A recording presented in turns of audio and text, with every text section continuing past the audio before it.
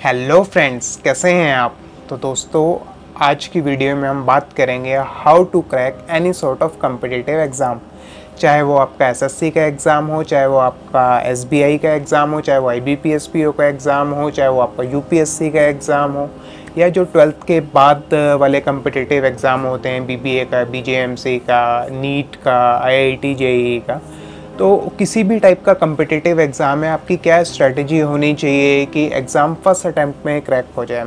तो दोस्तों, आप देखते होंगे कि कई सारे लोग होते हैं, वो 4-4, 5-5 साल से लगे होते हैं एग्ज़ाम की तैयारी करने में। जैसे अगर मैं एसएससी की बात करूं तो मैंने ऐसे लोग देखे वो 5-5, 6-6 साल से तैयारी कर रहे हैं, उनका तब भी क्लियर नहीं हो पा रहा। और कई होते हैं वो फर्स्ट अटैम्प्ट में क्रैक कर जाते हैं, पहली बार एसएससी दिया उसी में क्रैक कर गए। तो क्या डिफरेंस है, मतलब एक का 5-5, 6-6 साल लगाने के बाद भी क्लियर नहीं हो रहा, और एक बंदा जो है वो फर्स्ट अटैम्प्ट में क्रैक कर गया। तो क्या डिफरेंस है दोनों की स्ट्रेटजी में, क्योंकि मैंने खुद ने एसएससी फर्स्ट अटैम्प्ट में क्रैक करा है। तो मेरे को जो समझ में आता है कि आपके पास ना एक पर्टिकुलर स्ट्रेटजी होनी चाहिए किसी भी एग्ज़ाम को क्रैक करने के लिए, तब वो इजीली क्लियर हो जाता है और वो बहुत इजी सा टास्क हो जाता है फिर। तो चलिए, ज़्यादा टाइम वेस्ट ना करते हैं, हम सीधा फोकस पे आते हैं, मेन मुद्दे की बात करते हैं। पहली चीज़ है कि आपका जो माइंडसेट है ना, वो ठीक होना चाहिए, राइट माइंडसेट। इसका मतलब ये है कि जब आपने डिसाइड करा कि आपको एसएससी क्लियर करना है, तो फिर आपका 100% फोकस वही होना चाहिए। फिर उसके बाद आपके माइंड में सेकंड थॉट नहीं आना चाहिए कि यार एसएससी पता नहीं क्लियर होगा या नहीं होगा, इससे बेटर तो ये था कि प्राइवेट जॉब ही कर लेते। अगर यार ये सब चीज़ें आ रही है ना माइंड में, तो नहीं होगा। मतलब वो क्रैक करने के लिए तुम्हारे अंदर से आवाज़ आनी चाहिए कि हाँ, मेरे को करना है और आई शुड डू इट। और once you have decided, then put your maximum, क्या मैं कह रहा हूँ कि more than maximum efforts you have to put it. तो पहला मैंने आपको बताया कि right mindset, clear defined goal होना चाहिए, ठीक है। दूसरा है इवेल्युएट योरसेल्फ। मतलब आपने जब सोच लिया कि एसएससी क्रैक करना है या कोई और कम्पिटिटिव एग्ज़ाम क्रैक करना है, तो उसके बाद आपको मॉक टेस्ट देना है। मॉक टेस्ट बोले तो कोई भी एक प्रीवियस ईयर पेपर ले लो, या उससे मिलता जुलता पैटर्न का एक क्वेश्चन पेपर पूरा सॉल्व करके देखो। उससे क्या होगा, तुम्हें अपनी परफॉर्मेंस पता चल जाएगी कि हाँ, मेरे अभी इतने नंबर आ रहे हैं, मैं अभी इतना पानी में और मेरे को इतनी तैयारी करने की और ज़रूरत है। अगर ठीक ठाक नंबर आ रहे हैं तो कम तैयारी में काम चल जाएगा, और अगर नंबर कम आ रहे हैं तो तैयारी भाई बहुत ज़्यादा करनी पड़ेगी और तगड़ी वाली तैयारी करनी पड़ेगी, तभी जाके वो फर्स्ट अटैम्प्ट में होता है। वो जो बच्चे ऐसे होते हैं ना कि एक बार अटैम्प्ट करा कि हाँ यार अभी तो पूरा साल पड़ा है, हो जाएगा, उनका फिर नहीं हो पाता। डेली करनी पड़ेगी वो तैयारी ना, डेली एफर्ट्स डालने पड़ेंगे, अपना एक टाइम शेड्यूल बनाना पड़ेगा। उसके बाद आता है कि स्टडी मटेरियल कलेक्ट करो यार। स्टडी मटेरियल कलेक्ट करने के लिए मैं सजेस्ट ये करूँगा कि जो आपके प्रीवियस मतलब सीनियर्स हैं ना, जिन्होंने वो एग्ज़ाम क्रैक करा हुआ है, उनसे गाइडेंस ले लो कि कैसे कैसे कौन कौन सी बुक से क्या क्या पढ़ना है। क्योंकि सभी बुक में सारे चैप्टर्स अच्छे नहीं हैं, कोई चैप्टर किसी पर्टिकुलर बुक से पढ़ना है, या कोई पर्टिकुलर टॉपिक है वो किसी बुक से करना है। इसको डिटेल में मैं बताऊँगा अपनी नेक्स्ट वीडियो में, क्योंकि अगर इसमें बताऊँगा तो यार टाइम कम है। नेक्स्ट वीडियो डिटेल में बनाएंगे।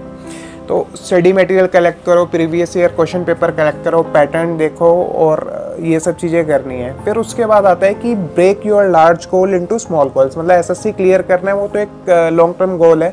साल में एक दिन एग्ज़ाम होना है 2 घंटे का, पर उस 2 घंटे के एग्ज़ाम के लिए जो मेहनत है ना पीछे 6-7 महीने की, वो डिपेंड करता है कि उस टाइम तुम क्या मेहनत कर रहे हो। और वैसे भी होता क्या है कि ये जो ग्रेजुएशन के बाद वाले 2-3 साल हैं, ये अगर तुमने ऐसे ही निकाल दिए ना, मतलब कुछ करा नहीं, अपने कंफर्ट जोन में पड़े हुए, सुबह अपना उठे 9-10 बजे, उसके बाद दिन का 1.5 GB डाटा ख़त्म करा, इंस्टा चलाया, फेसबुक चलाया, टिकटॉक पे 2-4 वीडियो बनाई, 2-1 घंटे पबजी खेल लिया, शाम को खाना पीना खाया और सो गए। क्यों? क्योंकि भाई एग्ज़ाम तो साल भर बाद होना है, तो ऐसे तो काम भाई नहीं चलेगा। अपना जो लॉन्ग टर्म गोल है ना, उसको वीकली गोल्स में बनाओ कि इस वीक में मेरे को मैथ्स के इतने चैप्टर करने हैं, रीजनिंग के मेरे को इतने चैप्टर करने हैं, इंग्लिश का मेरे को ये वाला पोर्शन करना है, जीके में मेरे को ये वाला टॉपिक कवर करना है। उसको एक पेपर पे लिखो। आपका अगर रोड मैप तैयार होगा तो आप कर पाओगे, अगर आपका रोड मैप तैयार नहीं है तो भाई नहीं होगा। ऐसे तो मतलब ये it is as good as आपको गाड़ी चलाना तो आ गई, बट आपके पास मैप नहीं है। जैसे आपको यहाँ से जाना है, मान लो चंडीगढ़ जाना है, आपको रास्ता ही नहीं पता, तो आप कैसे जाओगे? गाड़ी आपको चलानी आती है, बट अगर आपके पास मैप है पूरा गूगल पे आपने डाला हुआ है, शो वो करता रहेगा कि हाँ इसके बाद ये आएगा, इस सिटी के बाद ये आएगा, तो आप चले जाओगे। तो जो आपका लॉन्ग टर्म गोल है वो तभी अचीव हो पाएगा जब वो छोटे छोटे गोल्स में बटा हुआ होगा कि मेरे को इस वाले वीक में ये करना है, मैथ्स मेरे को इतने दिन में करना है, रीजनिंग मेरे को इतने दिन में करना है, इंग्लिश मेरे को इतने दिन में करना है। ठीक है, तो इसके बाद आती है कंसिस्टेंसी। कंसिस्टेंसी बोले तो जैसे आपको वो काम डेली करना है, ये नहीं कि अभी वीडियो देख के थोड़ा पंप अप हो गए, 2-4 दिन पढ़े और उसके बाद ढीले पड़ गए, छोड़ दिया यार, मतलब मन नहीं कर रहा, आज तो नहीं यार, आज तो ये है, ऐसे नहीं होएगा। फोकस करो, डेली करना है वो काम और कंसिस्टेंटली करना है। ये मतलब ऐसा, जैसे आपने देखा होगा कि बच्चे जिम जाते हैं, 2 दिन गए, बाइसेप मारे, अपना बोल दिया कि यार बॉडी दर्द होना स्टार्ट हो गई, अब मैं नहीं जाऊंगा, या हफ्ते भर गए, तो यार बॉडी बनती है क्या? ऐसे नहीं होता ना, कंसिस्टेंटली जाना पड़ता है, उसके बाद ही तो बनती है। ऐसे ही एसएससी का भी है भाई, किसी भी एग्जाम का है, कंसिस्टेंटली आपको पढ़ना पड़ेगा, एक डेली रूटीन फॉलो करना पड़ेगा, उसके बाद जाके रिजल्ट्स आते हैं। ठीक है, तो कंसिस्टेंसी लेके आना, मतलब अगर सोचा है तो डेली 8-10 घंटे पढ़ लो। अपना सुबह जब उठते हो ना तो अपनी एक टू डू लिस्ट बना लो कि आज मेरे को ये काम करना है, 2 घंटे मेरे को ये सब्जेक्ट पढ़ना है, 1 घंटे मेरे को ये सब्जेक्ट पढ़ना है, और शाम को देखा करो वो पढ़ा या नहीं पढ़ा।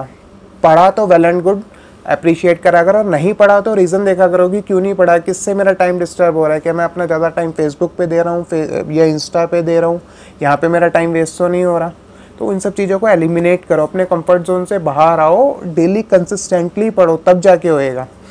उसके बाद आते हैं प्रैक्टिस सेट्स। भाई एसएससी या कोई भी और कॉम्पिटिटिव एग्जाम में सारे एग्जाम तो हैं प्रैक्टिस का खेल। जितनी ज़्यादा प्रैक्टिस होगी उतना ज़्यादा, मतलब उतने ज़्यादा चांसेस हैं तुम्हारे रियल एग्ज़ाम को क्रैक करने के। उसका एक रीज़न ये होता है कि प्रैक्टिस जितनी ज़्यादा होगी ना, आपका पेपर में उतना कम सेकंड्स में आप क्वेश्चन को सॉल्व कर पाओगे और उतना ज़्यादा कॉन्फिडेंस होगा जितनी ज़्यादा प्रैक्टिस होगी। तो मॉक टेस्ट जो है ना, जितने ज़्यादा करो, mock test is the key. मतलब एक्चुअल एग्ज़ाम में जाने से पहले कम से कम 50 मॉक टेस्ट कर लेना और डेली अपनी परफॉर्मेंस देखो कि क्या आ रही है, उसको इवेलुएट करो, और जो भी उसमें लूप होल्स हैं, जो भी उसमें वीकनेसेस तुम्हें लग रही है, उसको रिमूव करते जाओ और अपने आप को इम्प्रूव करते जाओ। ठीक है, और उसके बाद आता है सेल्फ बिलीफ। अपने ऊपर बिलीफ रखो कि हो जाएगा, सेल्फ मोटिवेटेड रहो, खुद से मोटिवेटेड रहो कि हाँ हो जाएगा, और वो हो जाएगा, कोई दिक्कत वाली बात नहीं है। तो ये सब था, अपना ढंग से पढ़ो, बढ़िया पढ़ो, मन लगा के पढ़ो और कर डालो, डू इट। एक छोटी वीडियो बनाई है मैंने, मेरे को बताना, मतलब मेरे को एक्चुअली पहली वाली वीडियोस पे आए थे कि भाई छोटी वीडियो बनाया कर। मैं डिटेल में भी बताऊंगा कि डिटेल्ड स्ट्रेटेजी कैसी होनी चाहिए, वो मैं आपको नेक्स्ट वीडियो में बताऊंगा।